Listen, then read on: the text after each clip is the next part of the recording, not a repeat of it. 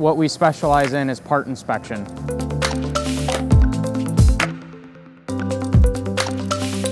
If you think about your average digital caliper, somebody's standing at a bench or in some inspection area of your facility, measuring parts all day long, recording dimensions. That's the type of thing that we're trying to automate and optimize.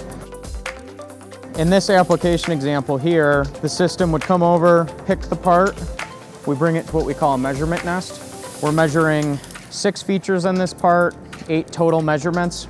The data is logged and recorded to the PC over there, and we can present it in a pretty generic format so you could import it into whatever quality management system you use.